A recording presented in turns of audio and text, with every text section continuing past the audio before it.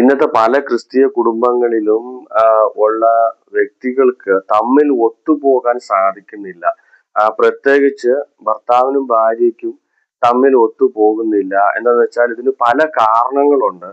So ഇത് എന്തൊക്കെയാണ് ഇതിന്റെ കാരണങ്ങളെന്ന് ചില കാരണങ്ങളെ കുറിച്ച് നമുക്ക് ഇന്നത്തെ മെസ്സേജിൽ നമുക്ക് കാണാം. ഇത് arrangeandshine.in മിനിസ്ട്രീസിന്റെ യൂട്യൂബ് ചാനൽ മലയാളം വേർഷൻ. ഞാൻ കത്തിൽ പ്രിയപ്പെട്ട സഹോദരൻ. വരൂ ഇന്നത്തെ മെസ്സേജിലേക്ക് നമുക്ക് കടക്കാം. ഞാൻ മുമ്പേ പറഞ്ഞതുപോലെ ക്രിസ്തീയ കുടുംബങ്ങളിൽ ഇപ്പോൾ നമ്മൾ കേൾക്കുന്നത് മിക്കപ്പെട്ട കോർട്ടുകളിൽ വരുന്ന കേസുകളിലും ചെറിയ ചെറിയ വിഷയങ്ങളായിരിക്കും. പക്ഷെ അത് വളർന്നു വരുമ്പോൾ വലിയ പ്രശ്നമായി മാറുകയാണ്. കുടുംബങ്ങൾ തമ്മിൽ എനിമിറ്റി ഉണ്ടാകുകയും അവർ തമ്മിൽ പിരിഞ്ഞു പോകുന്ന ഒരു കാര്യങ്ങളാണ് നമ്മൾ കാണുന്നത്. ഇതിന് പല കാരണങ്ങൾ ബൈബിളിൽ ഉണ്ടെങ്കിലും അതിന് ഉള്ള മുഖ്യമായ ചില കാരണങ്ങളെ കുറിച്ചാണ് നമ്മൾ കാണാൻ ഉദ്ദേശിക്കുന്നത്. അതിന് ദ ബെസ്റ്റ് എക്സാമ്പിൾ എന്ന് പറയുന്നത് യാക്കോബിന്റെ വീടാണ് അതിന്റെ ബെസ്റ്റ് എക്സാമ്പിൾ. യാക്കോബ് തന്റെ ഭവനത്തിൽ നിന്നും ചേട്ടനെ കബളിപ്പിച്ച് എങ്ങനെയെങ്കിലും അവിടുന്ന് രക്ഷപ്പെട്ട് അവന്റെ മാമന്റെ വീട്ടിലേക്ക് പോവുകയാണ്. മാമന്റെ വീട്ടിൽ അവിടെ പോയി അവന്റെ ഇളയ മകളെ സ്നേഹിക്കുകയും റാഹേലിനെ സ്നേഹിക്കുകയും അവളെ കല്യാണം കഴിക്കുകയും കഴിയുന്നു. അതിനുവേണ്ടി അവൻ പല കഷ്ടപ്പാടുകൾ സഹിക്കുന്നു എന്ന് പറഞ്ഞാൽ 7 years അവന്റെ ചേച്ചിക്ക് വേണ്ടിയും 7 years അവൾക്ക് വേണ്ടിയും എന്ന് പറഞ്ഞ് ഏകദേശം തന്റെ പ്രേമത്തിന് വേണ്ടി 14 വർഷമാണ് യാക്കോബ് കഷ്ടപ്പെട്ട് അവളെ കെട്ടുന്നത്. പക്ഷെ പിന്നീടുള്ള അവരുടെ കാലം എന്ന് പറയുന്നത്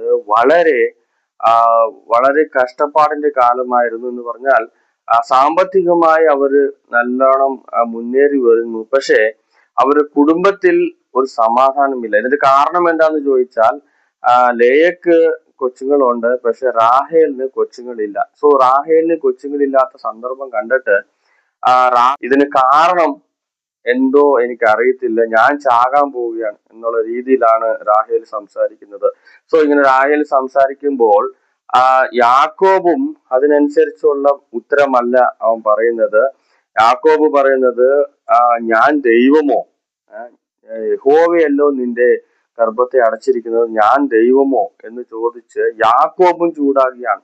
ഇതിൽ നോട്ട് ചെയ്യേണ്ട വിഷയം എന്താണെന്ന് വെച്ചാൽ രണ്ടുപേരും പ്രേമിച്ച് കല്യാണം കഴിച്ചതാണ്. രണ്ടുപേർക്കും ഭയങ്കര ഇഷ്ടമായിരുന്നു. തമ്മിൽ കണ്ടപ്പോ തന്നെ ആദ്യത്തെ കണ്ടുമുട്ടൽ തന്നെ ഭയങ്കര പ്രേമത്തിലാണ് സ്റ്റാർട്ട് ചെയ്യുന്നത്. ഇതിനു വേണ്ടി രണ്ടുപേരും ഭയങ്കരമായിട്ട് സാക്രിഫൈസ് ചെയ്തിട്ടുണ്ട്, എല്ലാം ഉണ്ട്. പക്ഷെ ജീവിതത്തിൽ അവർ ഭർത്താവും ഭാര്യയും ആയപ്പോൾ തമ്മിൽ രണ്ടുപേർക്കും ഒത്തുപോകുന്നില്ല. ഒരു ചെറിയ വിഷയമാണ്, കൊച്ചുങ്ങളില്ല എന്നുള്ള ഒരേ വിഷയം കൊണ്ടാണ് ഇവർ തമ്മിൽ രണ്ടുപേരും അങ്ങനെ പിരിഞ്ഞു പോകുന്ന ആ സ്ഥിതിയിലേക്ക് എത്തുകയാണ്. പിന്നീട് അവർ രണ്ടുപേരും കേട്ടുമുട്ടുകയും പിന്നീട് അവർക്ക് കൊച്ചുങ്ങൾ ഉണ്ടാക്കുന്നു, ആ കാര്യം വേറെ. പക്ഷെ ഒരു ചെറിയ വിഷയം വന്നപ്പോൾ തന്നെ രണ്ടുപേർക്കും തമ്മിൽ ഭയങ്കരമായ ഏറ്റുമുട്ടുകൾ ഉണ്ടാവുകയാണ്. സോ ഇതേ സന്ദർഭത്തിലാണ്, ഇതേ ഒരു സിറ്റുവേഷനിലാണ് ഹന്ന ഉണ്ടായിരുന്നത്. പക്ഷെ ഹന്നയോ അല്ലെങ്കിൽ ഹന്നയുടെ ഭർത്താവോ അവർ തമ്മില് അടിയും കുത്തുമല്ല, അല്ലെങ്കിൽ വാക്കുതർക്കങ്ങളല്ല. അതിനെ മറിച്ച് അന്ന ദൈവത്തോട് പ്രാർത്ഥിക്കുകയും അതിൽ നിന്ന് അവൾക്കൊരു വലിയൊരു അനുഗ്രഹം, ശമൂവേൽ എന്ന വലിയൊരു അനുഗ്രഹത്തിന്റെ ഒരു പുത്രൻ ലഭിക്കുകയും ചെയ്തു. പക്ഷെ ഇവിടെ റാഹേൽ അങ്ങനെ പ്രാർത്ഥിക്കുന്നതായിട്ടോ അല്ലെങ്കിൽ യാക്കോബ് അങ്ങനെ പ്രാർത്ഥിക്കുന്നതായിട്ടോ നമ്മൾ കാണാൻ സാധിക്കുന്നില്ല. ഇതിന്റെ അതേ വെർഷൻ തന്നെയാണ് റെബേക്കക്ക് കൊച്ചുങ്ങളില്ല.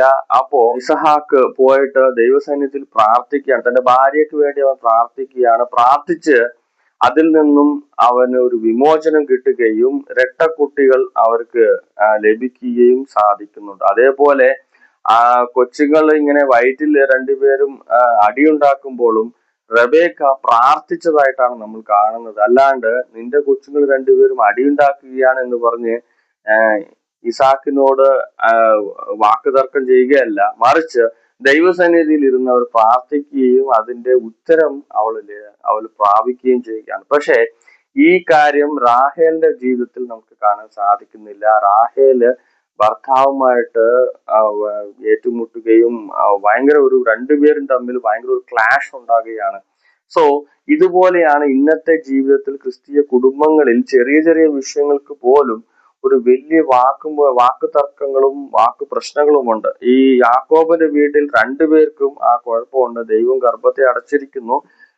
പിന്നെ അതിന്റെ കാരണം എന്താണെന്നുള്ളതും അവർ അറിഞ്ഞില്ല, പ്രാർത്ഥിക്കുകയും ചെയ്തില്ല. ഇതുപോലെയാണ് നമ്മുടെ വീട്ടിൽ വരുന്ന പല പ്രശ്നങ്ങൾക്കും നീയാണ് കാരണം എന്ന് രണ്ടുപേരും തമ്മിൽ കുറ്റം പറയുകയും തമ്മിൽ ഓരോരുത്തരും തന്റെ കുറ്റമല്ല എന്റെ കുറ്റമല്ല നിന്റെ കുറ്റമാണെന്ന് ഇങ്ങനെ വാക്ക് തർക്കങ്ങൾ മൂലമാണ് ഒരു വലിയ ഒരു ശണ്ടയുടെ സ്റ്റാർട്ടിങ് ഉണ്ടാകുന്നത്. സോ അത് നമ്മൾ അവോയ്ഡ് ചെയ്യുകയാണെങ്കിൽ കുടുംബത്തിൽ വരുന്ന ഈ കൺഫ്യൂഷൻസ് നമുക്ക് അവോയ്ഡ് ചെയ്യാൻ പറ്റും. പക്ഷെ പൊതുവേ ഇന്നത്തെ കുടുംബങ്ങളിൽ തന്റെ കുറ്റം എന്താണെന്ന് സമ്മതിക്കാനോ അല്ലെങ്കിൽ ഏറ്റെടുക്കാനോ അല്ലെങ്കിൽ അതിനുവേണ്ടി പ്രാർത്ഥിക്കാനോ ആരും തന്നെ മുതിരുന്നില്ല എന്നതാണ് ഒരു കയ്പായ സത്യം എന്ന് തന്നെ നമുക്ക് പറയാം. എന്താണെന്ന് വെച്ചാൽ പലരും എന്റെ സൈഡിൽ യാതൊരു കുറ്റവുമില്ല, പുള്ളിക്കാരനാണ് പ്രശ്നം അല്ലെങ്കിൽ പുള്ളിക്കാരത്തിക്കാണ് പ്രശ്നം, എന്റെ സൈഡിൽ യാതൊരു കുഴപ്പവുമില്ല, ഞാൻ എല്ലാം പെർഫെക്റ്റ് ആയിട്ട് പോകുന്നു, ഞാൻ എല്ലാം ചെയ്തു, പക്ഷെ അവള് ആണ് എല്ലാം കാരണം അല്ലെങ്കിൽ അയാളാണ് എല്ലാത്തിനും കാരണം എന്നുള്ള രീതിയിലാണ് നീക്കങ്ങൾ പോകുന്നത്. അതുകൊണ്ട് തന്നെയാണ് ഇന്നത്തെ കുടുംബത്തിൽ പല കുടുംബങ്ങളിലും വലിയൊരു ഭിന്നത അല്ലെങ്കിൽ വലിയൊരു തർക്കത്തിന് കാരണമായി തീരുന്നത്. സോ ഇതിന്റെ രണ്ടാമത്തെ കാര്യം എന്താന്ന് ചോദിച്ചാൽ, ഇതേ കുടുംബത്തിൽ തന്നെ യാക്കോബിന്റെയും റാഹേലിന്റെയും കുടുംബത്തിൽ തന്നെ രണ്ടാമത്തെ കാര്യവും നമുക്ക് നോക്കാൻ കഴിയും. റാഹേലിനും മറ്റേ യാക്കോബിനും ഇടയിൽ അവർക്ക് അടിയുണ്ടാകാനുള്ള മെയിൻ കാരണം എന്താന്ന് ചോദിച്ചാൽ തന്റെ സഹോദരിയോടുള്ള അസൂയയാണ് എന്ന് നമുക്ക് കാണാൻ സാധിക്കുന്നുണ്ട്. സോ മറ്റവരോടുള്ള അസൂയ കൊണ്ട് തന്നെ നമ്മുടെ കുടുംബത്തിൽ പ്രശ്നങ്ങൾ വരാൻ സാധിക്കും. സോ നമ്മൾ അവരുമായിട്ടുള്ള ഒരു കമ്പയർ ചെയ്യുക. ആ കുടുംബത്തിൽ ഇത്രയും കാര്യങ്ങളുണ്ട്, ഈ കാര്യങ്ങളൊക്കെ അവർ വാങ്ങിക്കൊടുത്തിട്ടുണ്ട്, ആ ഭർത്താവിനെ കണ്ടില്ല, അയാള് ഇത്രയും സാലറി വാങ്ങിക്കുന്നു, ഇത്രയും കാർ വാങ്ങിക്കുന്നു, ഈ കാര്യങ്ങൾ ചെയ്യുന്നു, വീട് വാങ്ങി, പക്ഷെ നീ എന്താണ് സമ്പാദിച്ചിട്ട് ഒന്നും ചെയ്തില്ലല്ലോ, നീ ഒന്നും ചെയ്തില്ല, നീ ഒന്നും പോകുന്നില്ല, നീ ഒന്നും വരുന്നില്ല, അല്ലെങ്കിൽ അടുത്ത വീട്ടിലെ ആ ആന്റി കണ്ടില്ലേ, അവർ നല്ലോണം ആഹാരങ്ങളൊക്കെ ക്രമീകരിക്കുന്നു, ആഹാരങ്ങളൊക്കെ ചെയ്യുന്നു, പക്ഷെ നീ അങ്ങനത്തെ ഒരു ആഹാരമോ അല്ലെങ്കിൽ ഒരു വെറൈറ്റിയോ ചെയ്യുന്നില്ല എന്ന് പറഞ്ഞ് കുറ്റം കണ്ടുപിടിക്കുക എന്ന് പറയുന്നത്. സോ കുറ്റം കണ്ടുപിടിക്കുക, അതിനൊരു കമ്പാരിസൺ ആണ് മെയിൻ പ്രശ്നമായി തീരുന്നത്. ലേയൊക്കെ പിള്ളേരുണ്ടാകുന്നു, അത് കണ്ടിട്ട് ഒരു അസൂയ, സ്വന്തം സഹോദരിയാണ്, സ്വന്തം സഹോദരിയോട് തന്നെ ഒരു അസൂയ ഉണ്ടാകുകയാണ് റാഹേലിന്. സോ അതുകൊണ്ട് അത് തന്നെ കുടുംബത്തിൽ ഒരു വലിയ പ്രശ്നമായി വെടിച്ചു ചെതറുകയാണ്. ശ്രദ്ധിക്കണം, ചിലപ്പം ലേയക്ക് പിള്ളേരില്ലാതെ പോയിരുന്നെങ്കിൽ റാഹേലിന് ഈ കുഴപ്പമില്ല. പക്ഷെ ലേയക്ക് പിള്ളേരുണ്ട്, സ്നേഹിച്ച് കല്യാണം കഴിച്ച് നമുക്ക് പിള്ളേരില്ല എന്നുള്ള ആ കഷ്ടമാണ് റാഹേലിന്റെ ജീവിതത്തിൽ വലിയ ഒരു ശണ്ടയ്ക്ക് കാരണമായി തീരുന്നത്, അല്ലെങ്കിൽ ഒരു അടിക്ക് കാരണമായി തീരുന്നത്. സോ നമ്മൾ മറ്റ് കുടുംബങ്ങളായി അല്ലെങ്കിൽ മറ്റ് വ്യക്തികളുമായിട്ടുള്ള കമ്പാരിസൺ ചെയ്യുമ്പോൾ അത് നമ്മുടെ കുടുംബത്തിൽ ഒരു വലിയ പ്രശ്നത്തിന് കാരണമായി തീരും. എല്ലാവരും ഓരോ കുടുംബത്തിനും ഓരോ വിധമായ ഡിഫറൻസ് ഉണ്ട്, അവരുടേതായിട്ടുള്ള ചാലഞ്ചസ് ഉണ്ട്, അവർക്കായിട്ടുള്ള അനുഗ്രഹങ്ങൾ ദൈവത്തിന്റെ അടുത്ത് നിന്ന് സെപ്പറേറ്റ് ആണ്. ആരെയും കമ്പയർ ചെയ്ത് നമ്മൾ അങ്ങനെ ചെയ്യാൻ പാടില്ല. അങ്ങനെ ചെയ്താലും ശരിയാകില്ല. എന്തായാലും എവിടെയെങ്കിലും ഒരിടത്ത് ഒരു ചേഞ്ച് കമ്പൽസറി ഉണ്ടാകും. സോ അങ്ങനെ കമ്പയർ ചെയ്യുന്നത് കൊണ്ട് നമ്മുടെ കുടുംബങ്ങളിൽ ഒരു ശണ്ടയ്ക്ക് കാരണമായി തീരുകയാണ്. മൂന്നാമതായി നമ്മൾ കാണുന്നത് സെയിം കുടുംബത്തിൽ തന്നെ യാക്കോബിനും റാഹേലും തമ്മിൽ ശരിക്കുള്ള ഒരു അണ്ടർസ്റ്റാൻഡിങ് കുറവായിരുന്നു. എന്ന് പറഞ്ഞാൽ തമ്മിൽ രണ്ടുപേരും ഭയങ്കര സ്നേഹമൊക്കെ ആയിരുന്നു, ഭയങ്കര ഇഷ്ടമൊക്കെ ആയിരുന്നു. പക്ഷെ ചില കാര്യങ്ങൾ റാഹേല് യാക്കോബിന്റെ അടുത്ത് മറയ്ക്കുന്നത് നമുക്ക് കാണാൻ സാധിക്കുന്നുണ്ട്. സോ ഇവരുടെ വീട്ടിൽ നിന്നും, ലാബാന്റെ വീട്ടിൽ നിന്നും ഇവർ ഓടിപ്പോകുമ്പോ ലാബാന്റെ ദൈവങ്ങളെ എടുത്ത് റാഹേല് മറച്ചു വച്ചതായിട്ട് നമ്മൾ വായിക്കാൻ സാധിക്കുന്നുണ്ട്. സോ അവൾ മറച്ചു വെക്കുകയും അതിനെക്കുറിച്ച് യാക്കോബിനോട് യാതൊരു കാര്യവും പറയാതെ വിടുകയും, അത് ടോട്ടലി യാക്കോബിന് ഒരു ഐഡിയ തന്നെ ഇല്ല ആ കാര്യത്തിനെ കുറിച്ച്. പക്ഷെ ലാബാൻ ഓടി വരികയും കൂട്ടത്തോടെ വന്ന് ഇവരെ പിടിക്കുകയും യാക്കോബിനോട് പറയുന്ന കാര്യം, ഓടിയൊക്കെ ശരിയാണ്, പക്ഷെ എന്റെ ദൈവങ്ങളെ എന്തുകൊണ്ടാണ് നിങ്ങൾ എടുത്തുകൊണ്ട് പോയത്? അതുങ്ങളെ എനിക്ക് വേണമായിരുന്നു, തിരിച്ചു വേണമായിരുന്നു എന്ന് പറയണം. അപ്പോ യാക്കോബ് പറയുന്ന ഒരു വാക്ക് നമ്മൾ ശ്രദ്ധിക്കണം. എന്റെ ഇതിൽ ഞാൻ ഇത്രയൊക്കെ സമ്പാദിച്ചു, ഇത്രയൊക്കെ ചെയ്തു, ഇത്രയൊക്കെ കഷ്ടം അനുഭവിച്ചു, പക്ഷെ ഇനിയും എന്നെ നീ എന്താ ദ്രോഹിക്കുന്നത്? അങ്ങനെ എന്റെ ആൾക്കാരുടെ ആരുടെ കൂടാരത്തിൽ നിന്നും നിനക്ക് ആ വിഗ്രഹങ്ങൾ കിട്ടിയാൽ അവരെ നമ്മുടെ മുമ്പിൽ കൊണ്ടുവരികയും നമ്മൾ തമ്മിൽ ആ പ്രശ്നങ്ങൾ തീർക്കുകയും അവരെ വെട്ടി കൊല്ലുകയും ചെയ്യാമെന്ന് ഉറപ്പിക്കുകയാണ്. സോ അങ്ങനെ ഉറപ്പിച്ചിട്ടാണ് ലാബാൻ ഓരോ കൂടാരമായി പോവുകയും ടെന്റിക്ക് ഓരോ ടെന്റിലും പോയി നോക്കുകയാണ്. പക്ഷെ റാഹേല് ബുദ്ധിപൂർവം ആ വിഗ്രഹങ്ങളുടെ മേലെ കയറി ഇരുന്ന് അതിനെ മറക്കുകയും ചെയ്തു. പിന്നീട് യാക്കോബ് ആ കാര്യങ്ങൾ അറിയുന്നു. പക്ഷെ ആ സന്ദർഭത്തിൽ യാക്കോബിനെ അറിയാതെ ചിലപ്പം ലാബാൻ എടുത്തുകൊണ്ട് പോയിരുന്നെങ്കിൽ അത് വലിയൊരു പ്രശ്നത്തിന് കാരണമായി തീരും. എന്ന് വെച്ചാൽ തനിക്ക് ഇഷ്ടപ്പെട്ട ഭാര്യയാണ്, താൻ സ്നേഹിച്ച് കല്യാണം കഴിച്ച ഭാര്യയാണ്. അപ്പൊ അവളുടെ കൂടാരത്തിൽ നിന്നും ഈ സാധനം കിട്ടിയിരുന്നെങ്കിൽ ശരിക്കും പറഞ്ഞാൽ അത് വലിയൊരു പ്രശ്നമായി തീർന്നാണ്. ഇതിന്റെ കാരണം എന്താന്ന് ചോദിച്ചാൽ ഭർത്താവിനോട് മറക്കി വെക്കുക, ആ കാര്യങ്ങളെ മറച്ചു വെച്ചതാണ് റാഹേലിന്റെ ഒരു വലിയൊരു പ്രശ്നം. സോ ഇതുപോലെ ഭർത്താവുമായി അല്ലെങ്കിൽ ഭാര്യയുമായിട്ടുള്ള സ്നേഹമൊക്കെ ഉണ്ട്, പക്ഷെ ചില കാര്യങ്ങൾ അവരോട് മറച്ചു വെക്കുക എന്നുവെച്ചാൽ രണ്ടുപേർക്കും അല്ലെങ്കിൽ കുടുംബത്തിന് തന്നെ വലിയ പ്രശ്നങ്ങൾ ഉണ്ടാകാൻ സാധിക്കുന്ന അല്ലെങ്കിൽ കുടുംബത്തിന് വലിയ പ്രശ്നം വരാൻ ചാൻസ് ഉള്ള പല കാര്യങ്ങളും തമ്മിൽ മറച്ചു വെച്ചുകൊണ്ട് ജീവിക്കുന്നത് എപ്പോഴും ഒരു വലിയ പ്രശ്നത്തിന് കാരണമാണ്. സോ എപ്പോഴും ഓപ്പൺ ആയിരിക്കുക. ചില കാര്യങ്ങൾ നമ്മൾ സംസാരിക്കുകയും ചില കാര്യങ്ങൾ ഇതുപോലെ എൻ്റെ ഒരു ഇതായിപ്പോയി, മിസ്സായി പോയതാണ്, ഇങ്ങനെ ഒരു സംഭവം സംഭവിച്ചു, സോ ഞാൻ അത് നിന്നോട് മറയ്ക്കാൻ ഞാൻ ആഗ്രഹിക്കുന്നില്ല എന്ന് പറഞ്ഞ് ഓപ്പൺ ആയിട്ട് പറയുമ്പോൾ അതൊരു വലിയ സണ്ടയ്ക്കുള്ള കാരണമായി തീരാതെ അതൊരു സമാധാനമായി തീരും. അതേ നേരത്ത് അങ്ങനെ അവർ പറയുമ്പോൾ അതിന് ഏൽക്കാനും ഭർത്താവുമാരും ഭാര്യമാരും റെഡിയായിരിക്കണം. അങ്ങനെ അത് നീ ഇങ്ങനെ ചെയ്തല്ലേ, എന്നാ പിന്നെ ഇതുകൊണ്ടാടാ നിനക്ക് ഇങ്ങനെ ആയത്, അല്ലെങ്കിൽ ഇതാണ്ടാടേ നിനക്ക് ഇങ്ങനെ ആയതെന്ന് പറഞ്ഞ് അതിൽ നിന്നും പ്രശ്നങ്ങൾ ഉണ്ടാക്കാതെ ഓപ്പണായി പറഞ്ഞു, കുഴപ്പമില്ല, നീ എന്നോട് പറഞ്ഞല്ലോ, അതുവരെ പ്രശ്നമില്ല, പിന്നീട് നമുക്കത് നോക്കാം, നമുക്ക് ചെയ്യാം എന്നുള്ള രീതിയിൽ അത് എടുക്കുകയാണെങ്കിൽ വലിയൊരു സമാധാനത്തിന് ഒരു കാരണമായി തീരും. രണ്ടാമത് കുടുംബത്തിലുള്ള ഒരു പ്രശ്നത്തിന് അത് പരിഹാരമായി തീരും. അങ്ങനെ പ്രശ്നങ്ങൾ വരാതെ നമുക്ക് സൂക്ഷിക്കാനും പിന്നീട് ഫ്യൂച്ചറിൽ വരുന്ന പ്രശ്നങ്ങളെ എങ്ങനെ നമുക്ക് അത് തരണം ചെയ്യാമെന്നുള്ള പ്ലാൻ ചെയ്യാനും അത് നമുക്ക് ഒരു ചാൻസ് ആയിട്ട് നമുക്ക് അത് ഉണ്ടാവും. അതുപോലെ അടുത്ത കാര്യം എന്താണെന്ന് ചോദിച്ചാൽ, കുടുംബത്തിൽ പ്രശ്നങ്ങൾക്ക് വരാൻ കാരണം എന്താണെന്ന് ചോദിച്ചാൽ റിവെഞ്ച് എടുക്കുക. റിവെഞ്ച് എടുക്കുന്നത് എന്ന് പറയുന്നത് ഇന്നത്തെ കുടുംബങ്ങളിൽ വളരെ അധികം കാണാൻ സാധിക്കുന്ന ഒരു വിഷയമാണ്. ഇതിന് ബെസ്റ്റ് എക്സാമ്പിൾ ആരാന്ന് ചോദിച്ചാൽ ശൗലിന്റെ മരുമകനായ ദാവീദിനോട് ശൗല് റിവെഞ്ച് എടുക്കുന്ന ഒരു കാര്യമാണ്. ഈ റിവെഞ്ച് എടുക്കുന്നതിനെ ദാവീദ് ഒന്നും തന്നെ തെറ്റ് ചെയ്തിട്ടില്ല. ആരോ ഏതോ പെണ്ണുങ്ങൾ ഏതോ പാട്ട് പാടി എന്ന് പറഞ്ഞ് എനിക്ക് 1000 അവന് 10,000 എന്നുള്ള രീതിയിൽ പാടിയല്ലോ എന്നുള്ള ആ പാട്ടാണ് പ്രശ്നം. ആരോ എന്തോ പറഞ്ഞതാണ്, പക്ഷെ ഇത് വെച്ചുകൊണ്ട് റിവെഞ്ച് എടുക്കുകയാണ്. സോ റിവെഞ്ച് എടുത്ത് അവസാനം വരെ അവനെ കൊല്ലാൻ നോക്കിയിട്ടും ദൈവകരം ദാവീദിന്റെ കൂടെ ഉണ്ടായത് കൊണ്ട് തന്നെ ദാവീദ് രക്ഷപ്പെടുകയും ശൗലിന്റെ കയ്യിൽ അകപ്പെടാതെയും അത് രക്ഷപ്പെട്ടു എന്ന് പറയാം.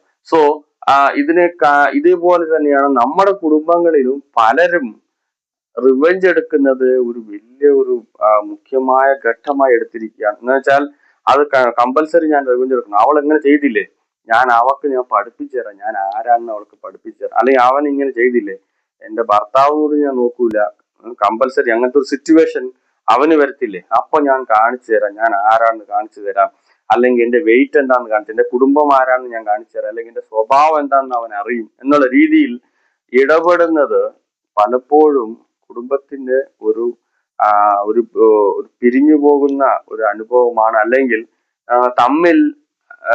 തമ്മിൽ ഇണക്കമില്ലാതെ പോകാൻ ഒരു കാരണമായി തീരാൻ സാധിക്കും. എന്ന് വെച്ചാൽ നമ്മൾ റിവെഞ്ച് എടുക്കുമ്പോൾ അവരും തിരിച്ച് അതിന് റിവെഞ്ച് എടുക്കും. ഇങ്ങനെ റിവെഞ്ച് എടുത്ത് ഒരു ഘട്ടത്തിൽ രണ്ടുപേർക്കും ഒത്തുപോകാതെ പിരിഞ്ഞു പോകാനും അതിനൊരു ചാൻസായി അത് ഉണ്ടാകാൻ സാധിക്കും.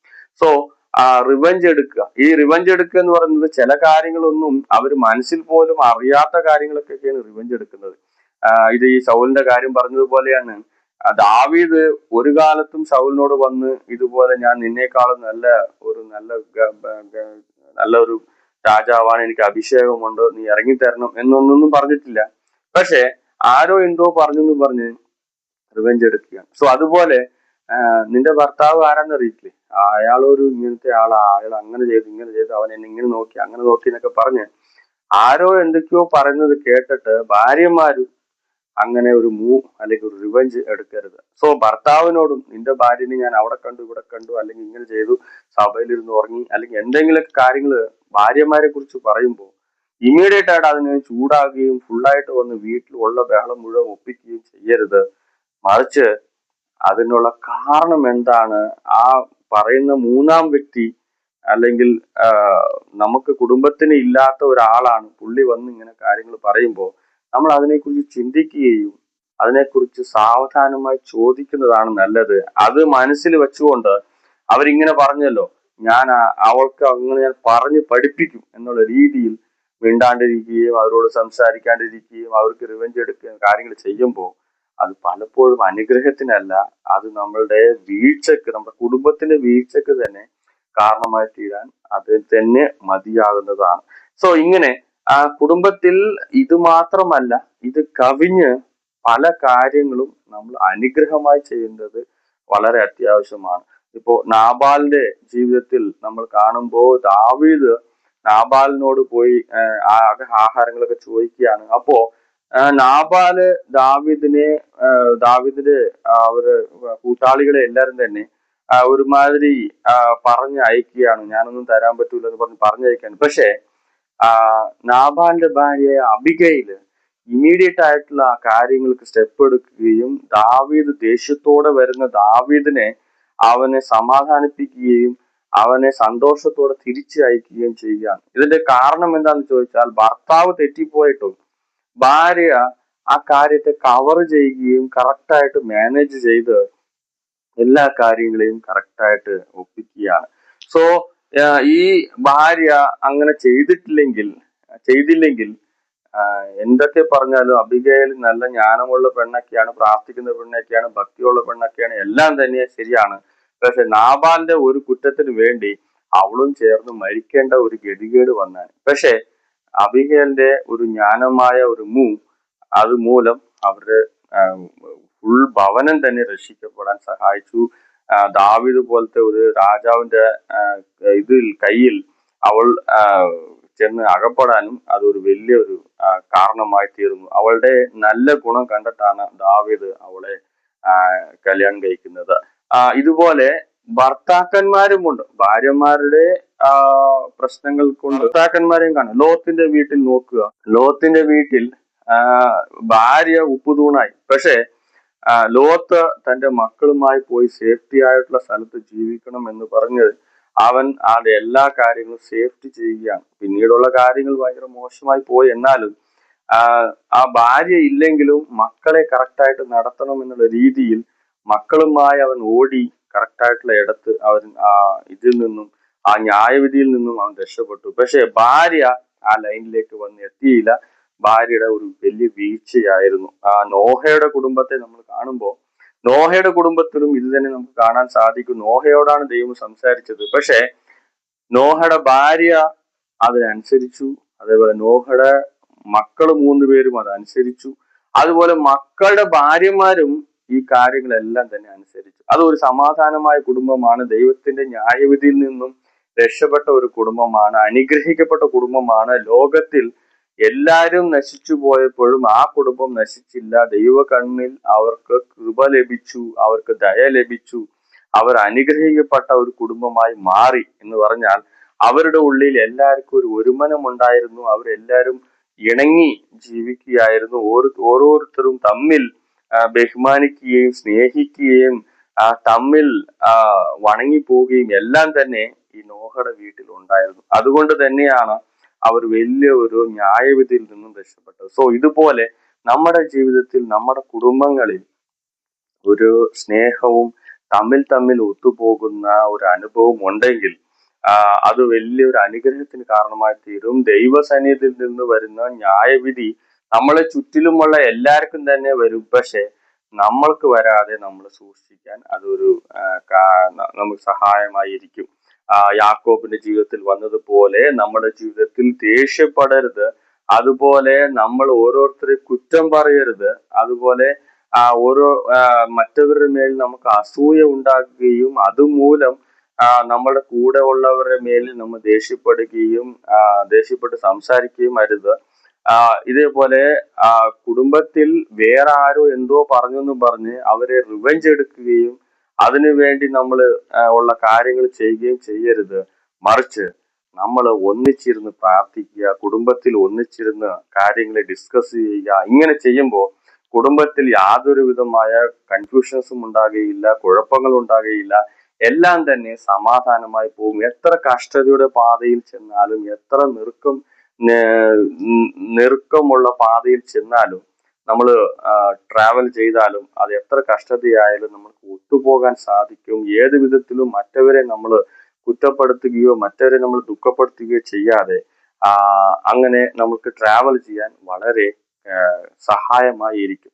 സോ നമ്മുടെ കുടുംബത്തിലുള്ള കാര്യങ്ങൾ നമുക്ക് ചെക്ക് ചെയ്യാം. നമ്മളിൽ വന്ന കുറവുകളെ നമുക്ക് അനലൈസ് ചെയ്ത് ഇമ്മീഡിയറ്റ് ആയിട്ട് അതിനെല്ലാം തന്നെ ഒരു പരിഹാരം ഉണ്ടാക്കാം. സമാധാനം ഇല്ലെങ്കിൽ അതിന് ഇമ്മീഡിയറ്റ് ആയിട്ട് ഇന്ന് തന്നെ അതിന് സമാധാനത്തിനുള്ള എല്ലാ കാര്യങ്ങളും ചെയ്യാം. ഇസഹാക്കിനെ പോലെ നമുക്ക് ദൈവസന്നിധിയിൽ നമ്മുടെ കുടുംബത്തിന് വേണ്ടി, ഭാര്യയ്ക്ക് വേണ്ടി, മക്കൾക്ക് വേണ്ടി നമുക്ക് ഇരുന്ന് പ്രാർത്ഥിക്കാം.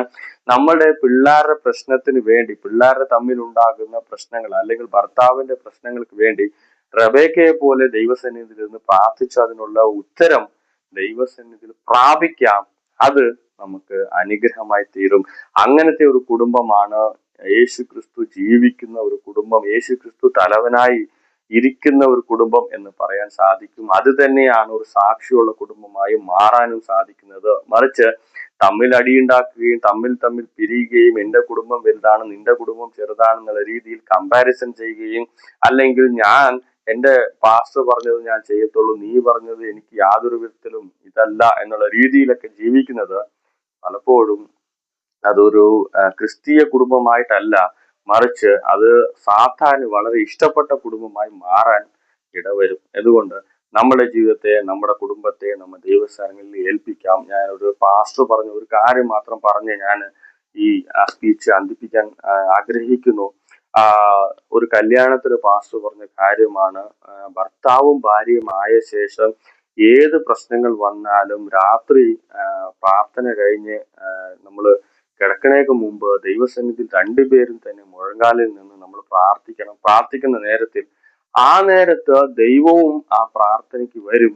ആ നേരത്ത് തമ്മിൽ വരുന്ന പ്രശ്നങ്ങളും തമ്മിലുള്ള പിണക്കങ്ങളും എല്ലാം തന്നെ അവിടെ പറയുകയും അവിടെ സമാധാനിപ്പിക്കുകയും ചെയ്യണം. സൂര്യൻ അസ്തമിക്കുവോളം നമ്മുടെ ദേഷ്യം ഉണ്ടാകരുത്, അത് അസ്തമിപ്പിക്കണം. സോ ആ നേരത്ത് നമ്മൾ കിടക്കുക ചെല്ലുന്നതിന് മുമ്പ് തന്നെ എല്ലാം സമാധാനമായി, എല്ലാം ലെവലാക്കി, അന്നത്തെ കാര്യങ്ങൾ മുഴുവൻ തന്നെ സമാധാനമാക്കി തമ്മിൽ സ്നേഹമായിട്ടുള്ള ക്ഷമ ചോദിക്കുകയും സ്നേഹം കാണിക്കുകയും എല്ലാം തന്നെ അവിടെ നമ്മൾ ചെയ്തു തീർക്കണം. ആ പ്രാർത്ഥനയിൽ നമ്മൾ ചെയ്യുമ്പോൾ അത് ഏറ്റവും അനുഗ്രഹമായിരിക്കും. ചിലപ്പോൾ നമുക്ക് ഭാര്യയോട് ക്ഷമ ചോദിക്കാൻ സാധിക്കത്തില്ല, അല്ലെങ്കിൽ ഭർത്താവിനോട് ക്ഷമ ചോദിക്കാൻ സാധിക്കത്തില്ല. പക്ഷെ പ്രാർത്ഥനയിൽ ഇരിക്കുമ്പോൾ ദൈവസന്നിധിയിലാണ്, ദൈവവും കേൾക്കുന്നുണ്ട്. ദൈവസന്നിധിയിൽ ഇരുന്ന് ഇതുപോലെ എന്റെ ജീവിതത്തിൽ ഇതുപോലെ ഒരു കുറ്റം വന്നു, അത് നീ ക്ഷമിക്കണം എന്നുള്ള രീതിയിൽ ദൈവസന്നിധിയിൽ ക്ഷമ ചോദിക്കുമ്പോൾ അത് ഏറ്റവും അനുഗ്രഹമായി തീരുമെന്ന് ആ പാസ്റ്റർ പറയാൻ ഇടയായ. ആ കല്യാണം കഴിഞ്ഞ ശേഷവും ആ കുടുംബം വലിയ അനുഗ്രഹമായ കുടുംബമായി ഇരിക്കുന്നത് ഇന്നേ വരെ നമ്മൾ കാണാൻ സാധിക്കുന്നുണ്ട്. സോ ഇതുപോലത്തെ ഒരു നോഹയെ പോലത്തെ, ഇസഹാക്കിനെ പോലത്തെ ഒരു നല്ല കുടുംബമായി വളരാൻ ദൈവം നമുക്ക് സഹായിക്കട്ടെ. മുന്നിലുള്ള എല്ലാ കാര്യങ്ങളും തന്നെ ജയമായി ചെയ്യുവാനും ദൈവത്തിന് വേണ്ടി സാക്ഷിയായി നിൽപ്പാനും ദൈവം നമുക്ക് കൃപ തരട്ടെ എന്നുള്ള ഒരു വാക്കുകളോടെ എൻ്റെ വാക്കുകൾ ഞാൻ അവസാനിപ്പിക്കും. ദൈവം നമ്മൾക്ക് സഹായിക്കട്ടെ. ഈ മെസ്സേജ് നിങ്ങൾക്ക് പ്രയോജനമായിരിക്കുമെന്ന് കർത്താവിൽ വിശ്വസിക്കുന്നു. ഇതുപോലത്തെ മെസ്സേജുകൾ കേൾക്കാൻ arraysunshine.in എന്നുള്ള മലയാളം വെർഷന്റെ ഈ ചാനൽ നിങ്ങൾ സബ്സ്ക്രൈബ് ചെയ്യുക. നിങ്ങൾക്ക് അറിയാവുന്നവർക്ക് എല്ലാവർക്കും തന്നെ ഇത് ഷെയർ ചെയ്യുക.